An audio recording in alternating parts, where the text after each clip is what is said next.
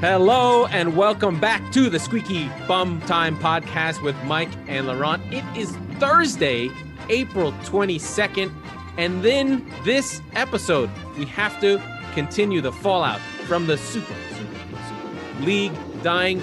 I'm going to give some shrift to odds and ends going on in the Premier League and here and there and whatever. Not the focus. The focus is, Mike, tell the people what the focus is. All right, so we have to start at the top for a lot of our new listeners, which, by the way, welcome as part of the Chop Sports Network. We are super excited to have you guys listening to the show. Thank you very much. You don't know Laurent, you don't know me very well, but you're going to get to know us. What you'll know about us is that we are two friends, a Tottenham Hotspur fan and a Manchester City fan, used to work together in the city in New York. And what we used to call when Tottenham played Manchester City was El Douchico.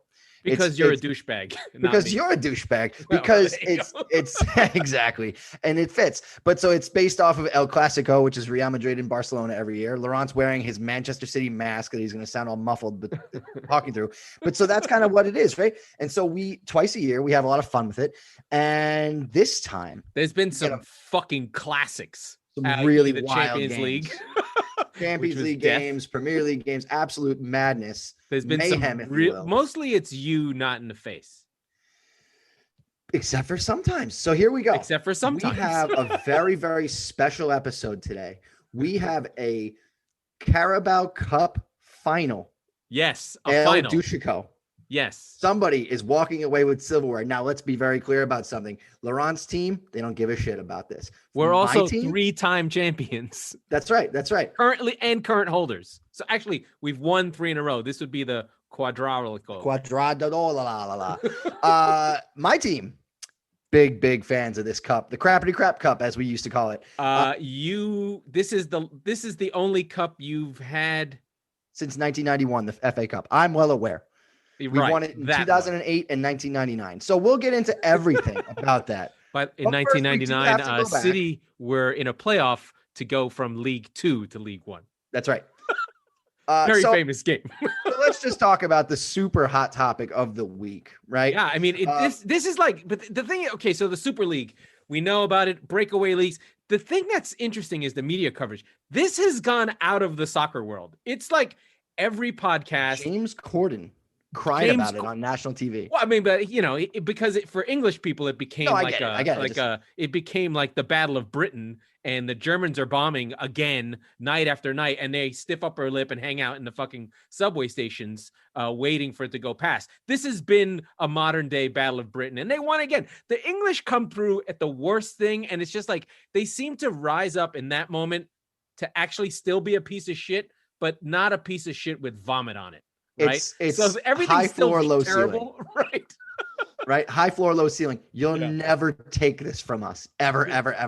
But we're not going to be any good at anything else. You're just never taking this one thing. And I think one of the things that's interesting about the Super League and the English response to it, I mean, internationally, other soccer fans around the world and Europe have been like, thank you, England, for saving us. Like the response from specifically the Chelsea fans, who, if I need to find the audio of them chanting and then cheering as their team pulls out in the street. You see the guy interviewed who said it meant more than winning the Champions League.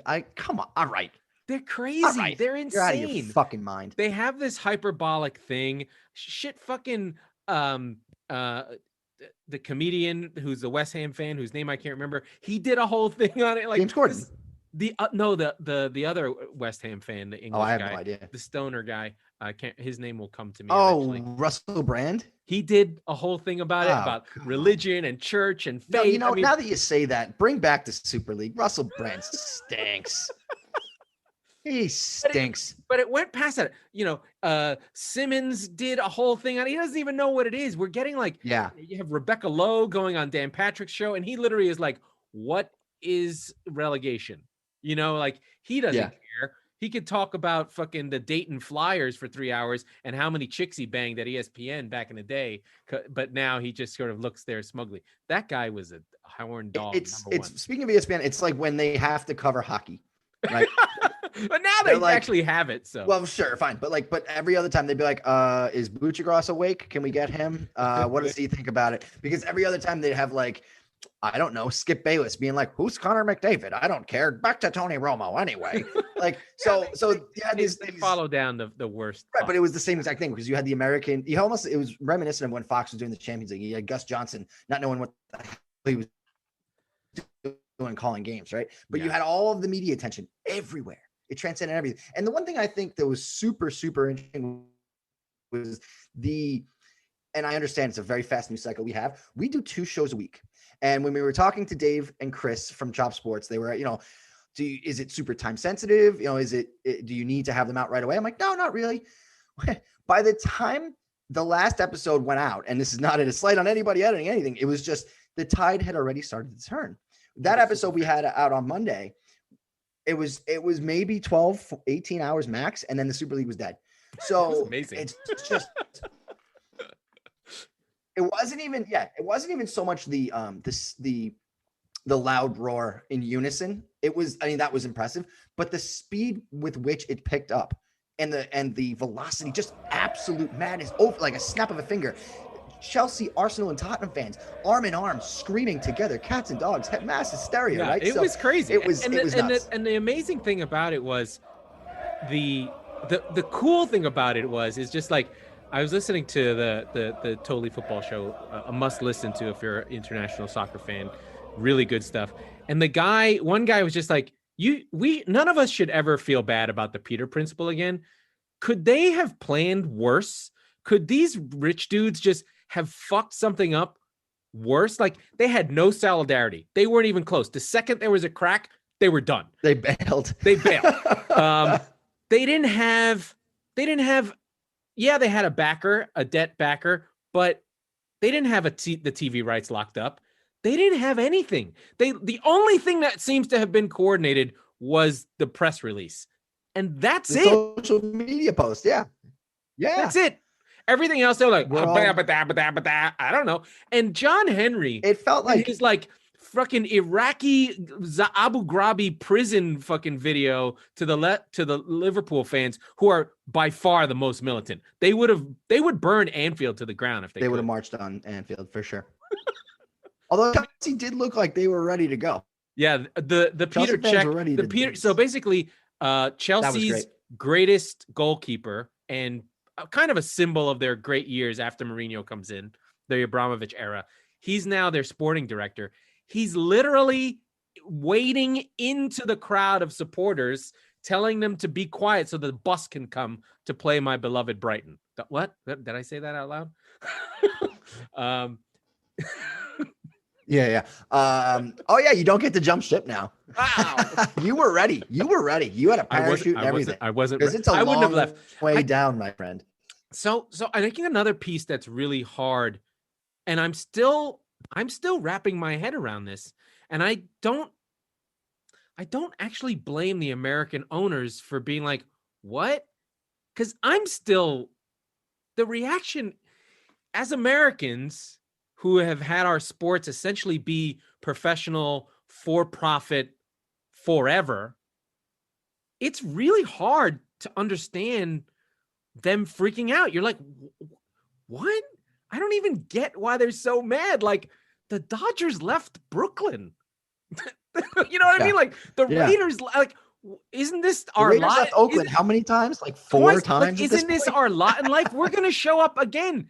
Of course it's about money. Of course nobody cares about the players. Of course we want you to do steroids because baseball was better. Of course we want you to do steroids so you can play football and kill the other guy and hit them to death. Of course we don't care that you got molested in your junior hockey team for 30 years. Just play. Shut the fuck up. Right. We don't get it. Like, we're just consumers. We're like, what? I don't care. I don't care if you're a member of the Black community and you feel like you're getting killed every day. They're not getting killed every day. But, I don't care. Just shut up and play. Right? But in 100%. Europe, it's just not like that. They're willing to burn their teams down for morality, which is anathema to Americans. And they'll start anew. With basically a moniker that likens to the old. It would have been FC Hotspur, right? It would have been sky blue or it was these seeds have been Leeds sown for trolled. 20 They years. used the Evolution Pro Soccer team. They're like, congrats, Merseyside Reds. Yeah. That was gonna be an Anyway. interesting thing. I saw like the logos that FIFA was gonna have to use next year. It was like man red and cockerel ball, like stuff like that. But so I mean, look, and as I talk to you, the background of my computer is the beautiful 62,000 seat cathedral in North London that is roughly 2 years old now. And no one's ever been in it. I've been in it, but like twice, 3 times. Why are we acting surprised now, right? The seeds have been sown for 20 years and everybody loves the new stadium. Everybody loves the competitiveness and like all Chelsea fans, I don't hear them complaining when they win trophies, right? So it's hard for me taking a few days afterwards. It's hard for me to go 100% similar to you on the bandwagon and be like, no, it can't ever happen. I agree. I'm not saying that they were wrong. I just think letting the inmates run the asylum is a difficult precedent to send, right? So they have, and it's not going to be messed with. I think, like you said, the only thing they were coordinated on was the press releases and the social media posts, which all went out of the exact slimy. We talked about it a little on the last episode, so I'm not going to get too deep into it, but what have we actually accomplished? Right? Nothing. We're back to what it was, which everyone hated. Sort of, yeah, right? Like Manchester City is going to win the league this year, going away because they spent exponentially more than anybody else. But it's competitive as all these guys. I know, but it's competitive. No, but I'm saying that, yeah, like the idea. So it's not the idea; it's the execution. Yes, they're all bad. UEFA's bad. FIFA's bad. Right. These guys are bad. Like they're not. No one is doing this for if the fans won, quote unquote. But soccer still has really big problems. Like there's no competitive balance. And one of the things that made me think about American sports, and one of the things that I got really frustrated about was the sort of this idea of like, oh, the American owners want it to be like American sports, without going like 3 levels down and be like, hold on, American sports aren't just a closed league. There's a salary cap. There's a salary floor. There's a draft. There's all these things that are put in place to make this thing hyper competitive. You have to be competent. It's about your competency within these rules. That's how you win, right? Like there are teams that are shit and they're always shit. And should they be relegated? Maybe. The Pittsburgh Pirates come to mind. This is a loser franchise. Right. Weirdly, historically the Tampa Bay Rays, but they've sort of gamed the system. Well, they're just the new money ball, right? But I think your point is well taken with the Pirates, because the difference and the nuance here is that the Real Madrids, the Barcelonas, the Chelseas, and all the United Liverpools, there was never going to be a salary cap. There was never going to be. No, they'll never do any of that. Tottenham, talked about. But Bayern Munich would put a salary cap in. Right, exactly. So Tottenham they would do all the math and be like, the salary cap will be right here. We're very good at counting people and what we need to do to kill them. And we will put them, how much gas is needed. That's terrible. I don't agree with that. That was an awful thing that happened. But they would figure it out to the point, like, we know how much a salary cap should go up. And they would start fucking really checking everybody to make sure, because they don't like where it is, right? Oh, they would knock on doors. They're used to that. Okay. So yeah, it's Germans. Crazy. By the way, they weren't in it. But a side note, right? They weren't in it. But the fallout of this thing is that all the 12 clubs have now been kicked out of all the chairmanships and organizations of UEFA. They're all gone, and now it's Bayern and PSG have the seats with UEFA because the loyal. So this gets political. Like Bayern and PSG now essentially are going to run European football, and Bayern and PSG Bayern more so. They've been manipulating this thing behind the scenes forever. Sure. They're not great actors either, right? Well, PSG's been manipulating it in front on the stage. Right. They're the ones who want this Swiss double league, more games. They want it the old way. So one of the things historically that UEFA has done is, because they have to be democratic and egalitarian, their move almost every time is to give teams more money on the but make them play more games. Hey guys, this is Sturch from the Chop Sports Podcast, and today I want to address something near and dear to my heart, and that's mental health awareness. More specifically, Joe Pizzamenti with Attitude of Gratitude Consulting. His consulting company can help you in so many ways, including an innovative way to lower your monthly bills. And guess what? If you lower my monthly bills, my mental health state is going through the roof. There's so much to learn about Joe and Attitude of Gratitude Consulting. Visit the website right now, www.attitudeofgratitudeconsulting.com. So we have this new Champions League format that's now even more games. You know, if you know anything about the history of football, the Champions League started in the 50s, and it literally was the champions of every team, of every league. No, equally. Like the champion of fucking Romania played the champion of Serbia, played the champion of Germany, and that was much more, volatile. Like Steaua Bucharest won the fucking Champions League. Right. Dynamo Zagreb. There's teams. If you go through the history of the Champions League, there are some teams on here you're like, whoa, Red Star Belgrade, they won the Champions League. That's a bunch of smelly commies who really won. And then the same group of people who ended up killing Bosnians. Amazing. They beat your team this year, right? Yeah, I was gonna say Slavia Prague. I remember them. Dinamo Zagreb. Yeah.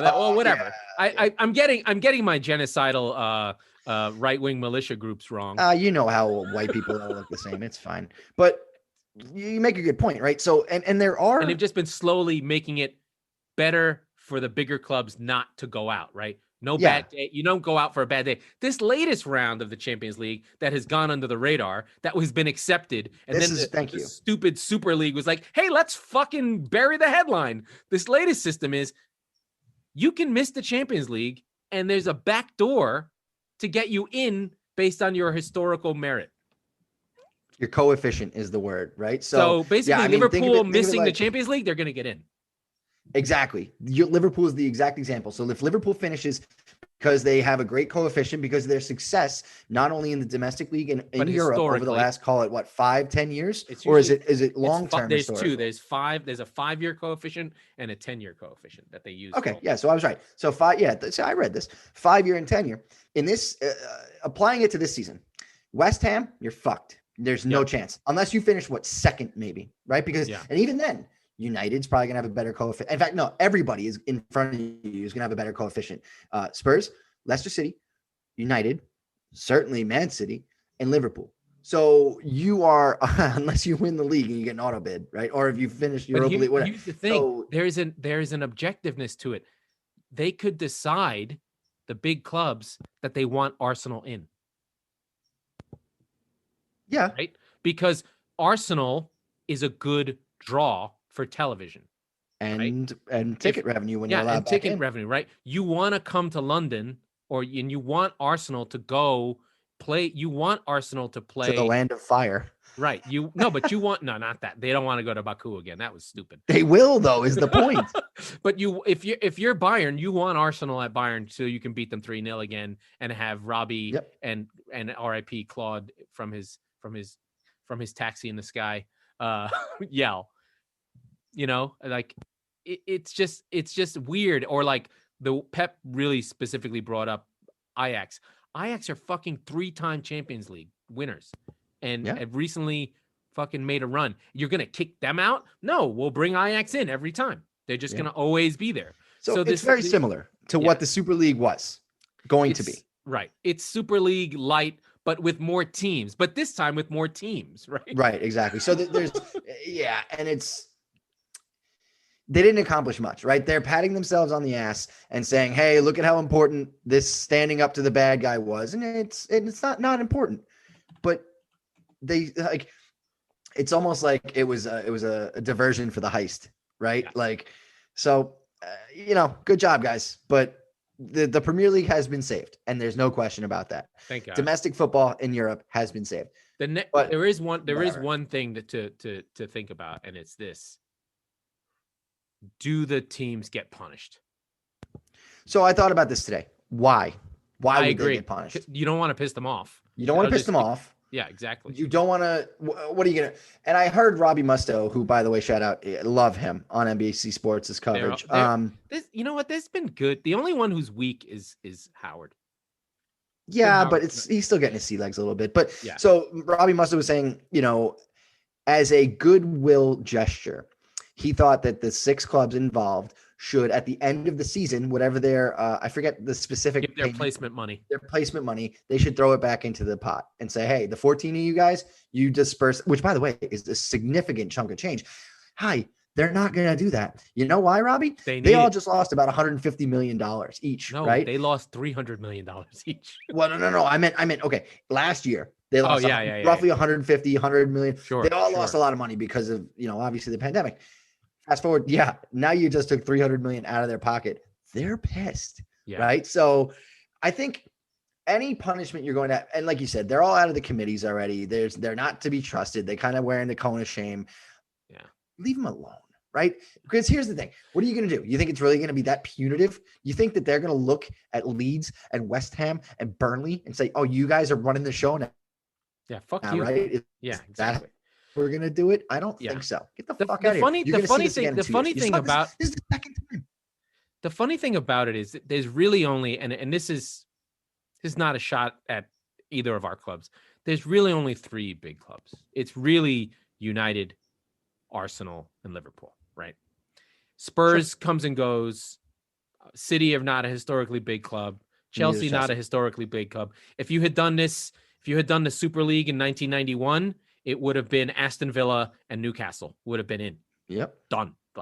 If you'd have done it in the 90s, maybe it would have been it would have been Leeds. There was a little 5-year period there where Leeds and Bolton Wanderers, right? But had you done it in the 60s, it might have been Spurs and Wolverhampton Wanderers, right? Go all the way back to the 60s, maybe the 80s. But I mean, these clubs have history, but that's the thing. It's really about locking in. And the other thing that this really was about is like Real and fucking Barca are still hanging on. They're fucking broke. These teams are broke because they're not actual companies. It's a YMCA money structure in a multi-billion-dollar industry. It's like they're run as though it's the fucking United Nations. Like, what are you doing? You're a company. Stop with this fucking socios bullshit where everyone has a vote. This is insane. So there was so many storylines that came out of, what was that? That was Tuesday. I don't even know. What a day.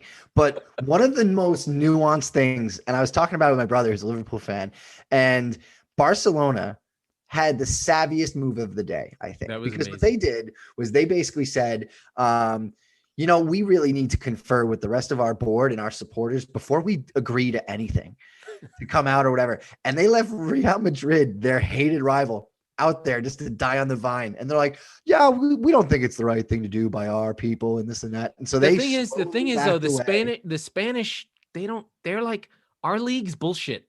We want to the thing is, here's the thing. Like, here's what it should be. Like, I'm ready. You want me to solve this? Go ahead. I really do. You do it like this. You do make a fucking another pyramid above this, right? There is another pyramid with promotion and relegation, but the relegation is you just go back to your league, and there is a league that's just higher. Sure. That's the European thing that just, I don't know, something like that. There is a system to make that is one league higher that doesn't break. What if, taking, I think probably some of those parts of that idea. Like just there is a way to do this. Yeah. Give me 1 second. What if we treated it like the American sports calendar, right? Now that sort of downplays the domestic leagues, but think of it like this. The Premier League runs from August until February. International breaks are no Champions League. So you're playing midweek games. You're playing the 38 games. You knock them out. You do fucking playoffs after. And then you do playoffs. And then the team that wins is the fucking champion. The champion of Europe. Just to replace the weekly thing. I mean, this is so smart that they're so stupid that we figured this out in 10 minutes and they haven't figured it out. Yeah, right. But then weird teams get in the playoffs. Like the league matters where you finish. Yeah, West Ham. Going back to West Ham. They made the playoffs. West Ham's a 3 seed from the number 1 league, right? So they're ranked in a whatever. But so basically, you keep the same exact format. I've thought about this a lot over the years, but why don't you guys do this? You simply the thing is like, do you do it as 64 teams and just no? That's too many. No. You do it as group stage. You do it like the fucking World Cup, dude. They do it in a month.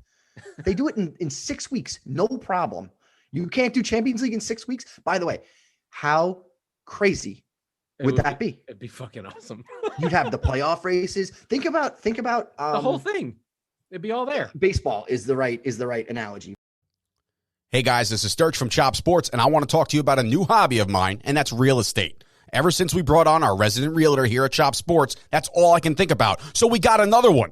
You know who's really good at this stuff? Jay Devlin of CRG Homes. Jay is out of Myrtle Beach, South Carolina, and business is booming. Whether you're looking to relocate, buy, rent, or literally purchase property and watch your stacks get higher, Jay is the guy to do this for you. He's already in the process of helping me out right now on a possible summer home. Call Jay right now, 843-315-5913, and have yourself a chat and learn about all the perks and tell him Chop Sports sent you. Because you've got the pennant races. Yeah, right? and then the shitty leagues could have play-in games. Oh, my God. Yes. Oh, crazy. You basically do the NCAA style-ish kind of thing. Right. Yes, like the conference tournaments, essentially. Yeah. Sort of. Yeah, sure. It's a hybrid of a few different American sports ideas, but yeah. Or even better, you simply put a playoff at the end of your season and you send one team from every fucking league, regardless. I don't need they're never gonna not enough money. There's not enough money for that. Right? You need Anyway, 5 teams. we have buried and have done like 25 minutes on this league, this great conversation that is like the structure of football, the feelings of fans, how we interact with sport, how it gets better, how it gets worse, and we're forgetting our menial, shitty, stupid. I have not forgotten, Laurent. Okay, and so some background as well. By the way, we touched on it really quickly at the beginning of Monday's Carabao Cup. Really quickly, Jose Mourinho no longer Tottenham's manager. That was dirt. They did his ass dirty, man. They did, and he deserved it. But nonetheless, okay. And Your team won its first game. Exciting. I'm not even going to go into that necessarily. I spilled a lot of time on this show and in our text messages and whatever, saying I don't give a fuck about the Carabao Cup. I never will. We beat Chelsea in a penalty shootout at Stamford Bridge, and I raised one eyebrow and I went, that was kind of fun, but I don't care, right? Because at the end of the day, a team like Spurs should have ambitions, and this is what Mauricio Pochettino built after over 5 years. Should have and he said in press conferences, I don't care about this cup. I'm gonna if we win it, we win it, but I'm gonna try to prioritize the Premier League and the Champions League and the FA Cup over this. All those are dead in the water for Spurs. So on Monday, when we fire Mourinho, or Sunday, I don't even, who knows anymore, and we play and we beat Southampton, on Wednesday, 2-1, coming back from 1-0 down at halftime. Amazing. It was great. It was such a feel-good moment for Spurs. And I said to you, Ryan Mason's not a tactical genius. It doesn't even feel amazing. It just feels put less out awful. His best team. Very simple. And so we'll get into the tactics in a second, but I care about this cup. I care about this match because A, it's an El Douchico, which I would have cared to some degree anyway. B, it is a signifying of a potential changing of the guard, right? We haven't won a trophy since 2008. I understand. I get all that. I don't really count this as a trophy, but you know what? It's not Mourinho. I wanted us to lose this game because I wanted Mourinho to not get his trophy. And I said that many times on the show. Because it would have validated the whole thing. Exactly. It would have validated the 18 months that he put us through that was absolutely nightmarish. Mm-hmm. He's dead. He's gone. You were excited in November for 10 minutes. Yeah. Well, I was devastated that Poch left. And then, oh, you mean this season? Yeah. Yeah. I mean, we were top of the fucking league. It was great. And then nonetheless, I was waffling. I wasn't sure. I didn't want to believe him because I knew he was selling snake oil, and here we are. Yeah. But I fell for it after a while because the results were coming, and Harry Kane was having an absolute crazy year. Here's the thing that I think about this. One, it doesn't matter to City. Mm-hmm. It's another game. We've got the Champions League right behind it. Mm-hmm. It matters for Tottenham in two ways. One, manager bounce. Ryan Mason literally played with half of the guys on this team, if not more. He's younger than 4 of them. Right. So he's a teammate of Son. He's a teammate of Dyer. He's a teammate of Lloris, Alderweireld, Bale, probably even the way back days. He probably at least trained with him, or at least was at the training ground. There's a picture that came out of Ryan Mason being subbed on for Gareth Bale, I believe in 2011, 2012. Yeah. And then the picture of Bale high-fiving him after scoring the goal and getting subbed So off. these are guys, Wild. this is relationships. This is doing it for ourselves. It's like there was it'd be like if there was a mutiny and the young second in command has command of the ship. You're going to get a bounce until there's like a storm and everyone goes, hey, what do we do? And the guy's like, oh, I mean, I don't know. There's pirates coming. Right. But for now, they're into euphoria. They're in Tahiti. They're banging young chicks. Everything's great. And then someone's going to go, we got to go back to England at some point. He's like, I don't know how to get to England. Captain Bligh. So I'm making like fucking 1890s literature references, which is I was going to say, yeah. It doesn't matter. I ran out of Nazi stuff. So I think you're right. Because there's nothing. Ryan Mason is not a Nazi. No, he doesn't even look good in a uniform. Like he's wearing sneakers. He's cool. Oh, he's just the other thing that I was going to say is one, it doesn't matter for City. Two, City they're waffling. Not playing well right now. Right? No, they're just zazzy. I don't know where the goals are going to come from. Gundogan hasn't scored in a really long while. John Stones tried to break someone's knee. He's right out. There. You just said Gundogan hasn't scored in a while. Not Jesus, Foden, Silva, Mahrez. You said Ilkay Gundogan, a midfielder, right? Well, he's our leading scorer. No, I know, but this is making the point that you're alluding to is that it can come from anywhere. You guys are sort of in shambles now. If you play, you're not going to play Phil Foden, and I'm thankful for that. I love Phil Foden. Oh, they're playing Foden. Are you crazy? They just played him, didn't they? Doesn't matter. No De Bruyne. He's playing. He has to play. Yeah, all right. Okay. Well, I'll take that trade then. No De Bruyne. Right. No De Bruyne. Nobody really on form. Like Raheem Sterling is back to Raheem Sterling, who can't score version of Raheem Sterling. Because I don't think he's scored his classic tap in. I swear to God, Raheem Sterling has scored 45 goals from a combined distance of 13 feet, right? Like he gets there, he gets to the spot, but that's really all on De Bruyne putting the ball on his foot. Now, Mahrez and Foden are still our danger men. They're still doing really well. The defense has still been strong. I mean, City did give up a goal. It was a rough game against Villa, 2 red cards, 1 for each team.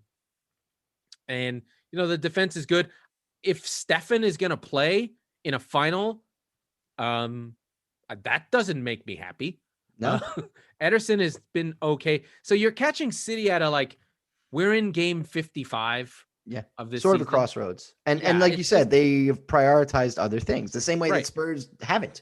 Right. And City needed this game. By the way, the Villa game they needed. Like you didn't want it. It would have become, wait for it, Squeaky Bum Time. If City had lost to Villa, it would have gone down to 8 points with Man United having a game in hand. But now it's 11 and it's fine. And City will see it out. There's only 8 games to go. Usually it's more than a point a game to go. There's just no way that City's going to lose 4 games. I mean, It could happen.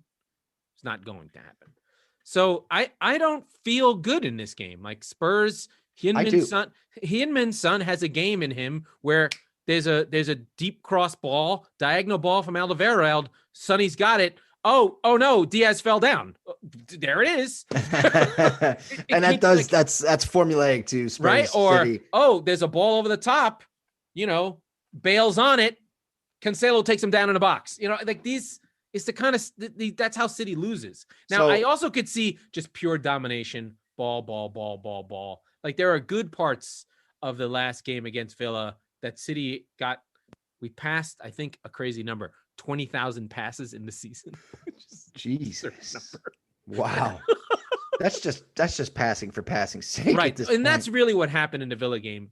City just kind of just saw it out. And it can be done versus this Spurs team. I don't think anyone has for Spurs to find the high press again is going to be hard.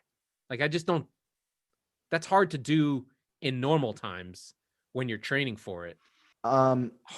They may be able to do it for 10 minutes, and that's the way to beat City. You've got to come after us. If you just sit back, you're going to lose. Well, no, I think that Spurs have actually been one of the blueprints.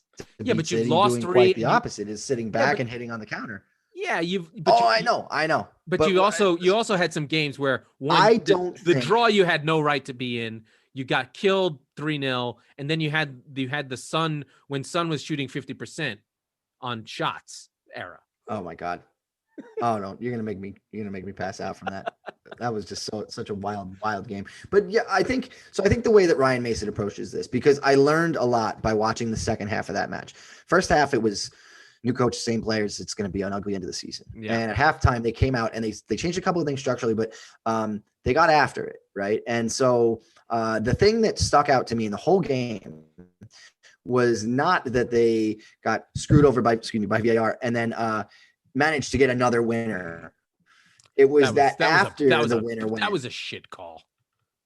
That sucked. I mean, it is the letter of the law. It just sucked. I hate the fucking letter of the law. No, I get it. Stupid. No, we've covered it too much. I know.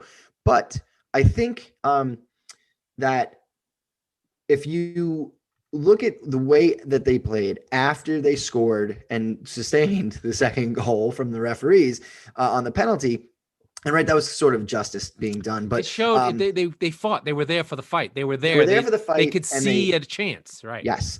But also there was 6 minutes left of extra time, a couple minutes left in the 80 minutes or so.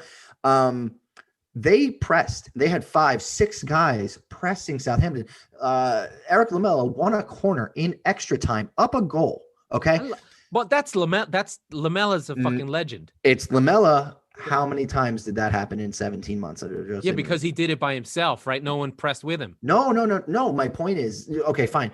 But no, he wasn't allowed past midfield. If he went past midfield, he wasn't playing again for 6 fucking months. Okay? Without anyone talking to him. Right, exactly. And so that's the thing, is that you had Bergwijn, who came on late. It was good to see him get out of jail. You had Bale, who looked amazing. Great to see him get out of jail. The only one that didn't get on that I expected was Dele, and I think we will see him play a part on Sunday. I just don't know where. I don't know that Lo Celso was that great, although he did have a phenomenal pass, basically the hockey assist for the disallowed goal. Yeah. The thing that I worry about for Spurs, and this is where the Pochettino thing comes in, is should you go for this game? Yes. But the top 4 is there. Oh, I see. Yes, because it's not going to dent the chances that much, right? The risk reward is still relatively in favor of doing it. And if you, forgive me if I'm wrong, winning this puts you in Europe, right? I believe so.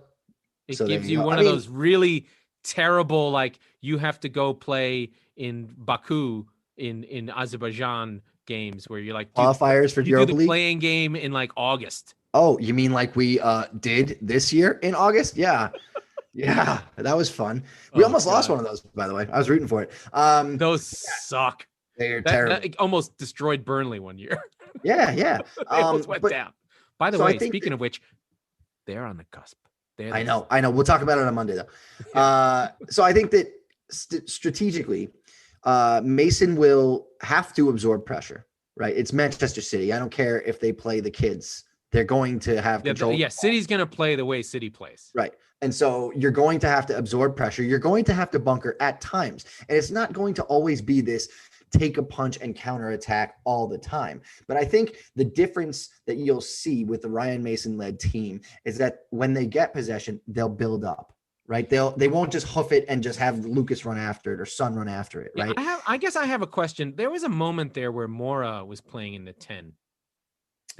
So he had like 4 good games. Is he the better choice in that middle spot instead of Lo Celso? So you go Bale, Son, maybe you go Vinicius, Bale. No, you won't go Carlos Vinicius. Why not? He's not gonna hit.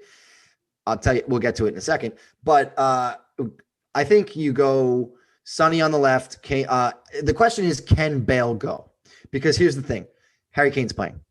He's going to play. He trained today. He shouldn't. You know what? It doesn't matter. I know he does what he does. He's going to play. He trained today. There was no Euros. It's a chance at $1 million move. What are you doing? He doesn't care. I know. We love him for it, but we do not. No, listen, it's not just Spurs. You and I both know he shouldn't play. No, he's going to play. I don't. I think you give him a start. I think you absolutely give him a start, and you see how he does at halftime because you've got other options, right? So one of Ndombele, Lo Celso, Delhi and Bale, probably two of those aren't going to play. The thing is like, I think for them, I think it's got to be the Højbjerg Sissoko fill the channels thing against City. I hate that. I know, but hate that. But that's the way, because City plays in that half space. If you play Reguilón with Dyer, you're gonna die in that spot. Mahrez is gonna eat them alive. I think that's where Højbjerg comes in, right? So, but by the way, it wouldn't be Aurier. Those, you got to play different fullbacks. You'll get killed. We don't have them. Although I wouldn't mind seeing Doherty get out of jail, but Reguilón is playing 100%. Right, so that's locked in. Dead? Did he die? Yes. No, he got fat. He wasn't allowed to train with the team. Where is he? He's training with the youth team. Actually, when Marino, he's a son of a bitch, and I love him for it. He popped his head out of his car to say hi to the press after Mourinho had left on Sunday or Monday or whatever. What a ball buster. But no, Reguilón's going to play. I don't know who the center back pairing is going to be. There's thoughts about Rodon going in, which I look, pick your poison, right? Whatever. Alderweireld, Dyer, Rodon, Sanchez, God bless you, whoever you're going to pick. I do think Aurier gets the start. I wouldn't be surprised if Doherty does. And then the question for me is on the right side, right? Does Bale start? Because he's not going to go 90 minutes. He's just, he also was not actually good, even though he scored a goal. I thought he was fine, and then he scored a fantastic goal, right? Like that's right. Like, but the thing that I think about with City, even City at 80%, you can't have non-workers. You'll get killed, right? Like Aurier is gonna die if Aurier plays, but if Aurier is on his own and Bale doesn't come back to help him, he's just dead. You'll just get killed. Like. I don't think that Silva, I don't think that Sterling will play, but if Sterling does play and he somehow finds form, like that's the thing that I worry about for Spurs is like that half space between Alderweireld, Aurier, and Dyer and Reguilón. That's where City live, and that's where City annihilate you. And if you don't have wingers that are going to come back and help, or just have Højbjerg grow an extra set of fucking lungs, he already is. By the way, if you go through all the stats, Højbjerg is by far the greatest defensive player the league has ever seen since N'Golo Kante in 2015. Yeah, absolutely. It's fucking incredible. And by the way, how is Højbjerg only 26? He's the oldest 26-year-old I've ever seen in my life. He looks like he's been a hitman for 10 years. He might have been. No, he's stapled in, right? He's not going anywhere. But yeah. I don't think you can do. I'm dark on my team. Like I'm so weird with City. I just never believe they win every game. They're amazing. It's just like Phil Foden, step up and fucking annihilate your team because he could do that. So I think the way that Mason lines up, and the question is basically it comes down to Bale or Dele for me. And I think you'll see both of them, and I don't know which order, but you'll have, it's basically Aurier / Doherty. Oh. Again, pick two center backs out of a hat. Reguilón on the left. It has to be Alderweireld that he has to play. I agree. And it's probably going to be Dyer. I don't know that it should be. It might be Sanchez. It doesn't matter. Højbjerg as the anchor. Ndombele in the 8. Son on the left, Kane up top. And then the question again is Bale or Dele.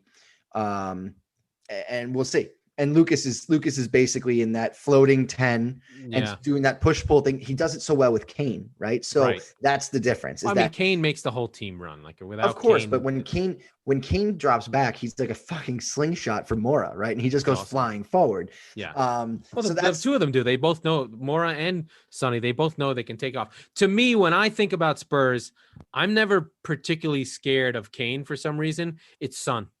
Son is the one. Well, he's burned you bad. He's just so clinical when he's breaking in, and it's usually fucking John Stones falling over or Otamendi falling over. I'm just like, we're fucked. Well, it's always that side. Like wherever Son is always on the side where the shitty defender is, right? He's never running at fucking Ruben Diaz. Ruben Diaz would be like, get the fuck out of here. Yeah. Or Company would just poleaxe him or something. You just call it what it is. You have Sonny PTSD. I do. Because he had the goal. He's eaten my dog. I don't have a dog. That's terrible. He has scored the goal in the 3 of the 4 goals I believe we scored in the Champions League quarterfinal. Historical, the best El Douchico there ever was. He had 3 of the other 4, and then Laurent had the nonsense one. But yeah, guy? I hope Bill, I just want to stare in his eyes like Rasputin. So I think I feel Christ. about as good as I could going into this game, which is a fool's errand. And I'm going to bet on Spurs. I'm going to lose. And but with that said, I feel great about it going into it. And I would not have felt that. In fact, when we were recording a show a week ago, I wanted us to lose the game because I didn't want Mourinho to get that right. Now you're in. You're in. Now I'm in. I'm drinking the Kool-Aid. I'm excited about it. It feels good. I am going for both teams are going to score. I'm going for a 2-1 penalty shootout to Spurs. No, I think City will win this 2-1. Spurs will score early, try and sit back, and City will just pop them to pieces. It'll be off the bench. It'll be off the bench. It'll be Sterling with a redemption goal. But the man of the match will be Foden. He'll be pulling the strings the whole time. You won't be able to touch him, and you're just like, why? So why? I did look up the extra time rules, so we know this going in. There is 30 extra minutes, and then there's penalties. Oh God. I know. So we're gonna get it. We're gonna get it. You know what? If I'm City, if it goes to extra time, just give up a goal. Just lose. Just go ahead. Yeah, just like we're not fucking doing it. One other element that I'm very excited about this game, especially in the light of all the Super League stuff, there will be 8,000 fans at Wembley. And so we will get some cheering. Oh, when the Spurs. Yeah. We will get songs. We will get authenticity. Guys, this is going to be a game where you're going to want to crank the volume up to 11 because if you've watched the Premier League in the last 10 months, right? More than that, you have heard nothing but piped in bullshit, except for like one game, which just happened to be Spurs versus Anfield, basically. Yeah. This is going to be something we've waited for a long time. American sports have had it for a little while now. In fact, I was watching the Yankee game earlier tonight, and I heard a heckler like he was sitting next to me on the couch. It was hilarious. That's great. Yeah, the Knicks have gotten louder. Now that the Rangers tonight, the Garden gets going, right? Yeah, you don't need much there, but it's another level. And if you're listening to this, you know that. And so I'm very, very excited to hear just in full breath, 4,000 fans on one side, 4,000 fans on another. It's gonna be a good occasion. So, Mike, we've covered it all. The Premier League is still going. It's not over, but we're not really even talking about it.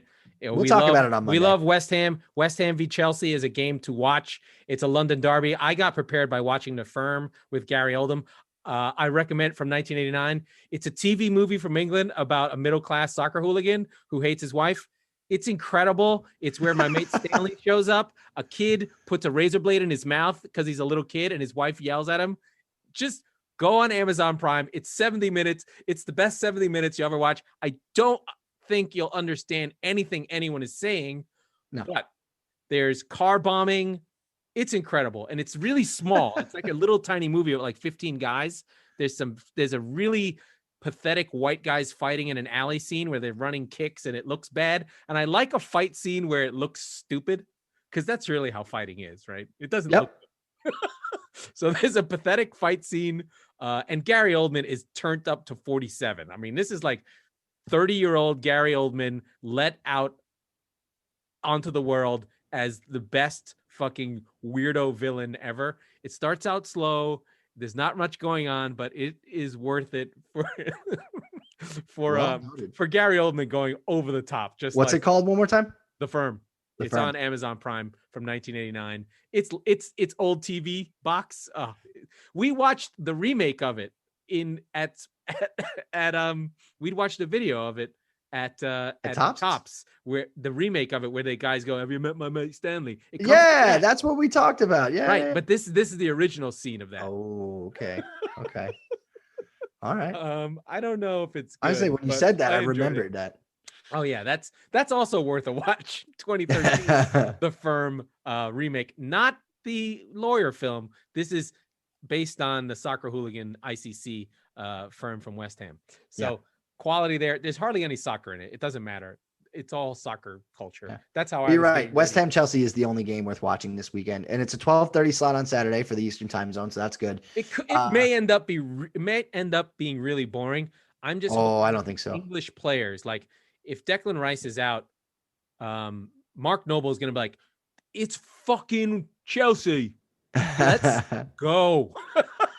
Yeah, I think it's going to be an entertaining game, whether there's goals or not, right? I think. Well, the thing is, I mean, West Ham have been going down 3-0 regularly. They just, yeah. Or they're just a fun, they're just a fun team to watch. God, I hate saying that out loud, but they are. But and also with no Declan Rice, they're a mess. So they might just give up goals. Right. They're the neutral's dream, right? So watch. Everyone is a West Ham fan. If they all the teams in the top 6 get expelled, they are your second place team with Leicester being crowned champions again. Yeah. For now, I think we'll see. We'll see. God. We'll talk about the Premier League. We'll talk about the run-in. We've got 6 match days left. It's getting to the nitty-gritty. Like we said, it's getting to the squeaky bum time. This is actual squeaky bum time. Yes. Okay, let's wrap it up. That was the Squeaky Bum Time podcast with Mike Salerno and Laurent Cortines. We do this on Mondays and Thursdays. Please listen to the Chop Network that we are now a part of. We thank them for putting their faith in us, and hopefully we can get new audience and get better. Please rate and review on Apple Podcasts. It makes a huge difference for the show. And I think the over on Nazis was 2, but I might be wrong. And next time we talk to you, Spurs will be Carabao Cup champions. That is it.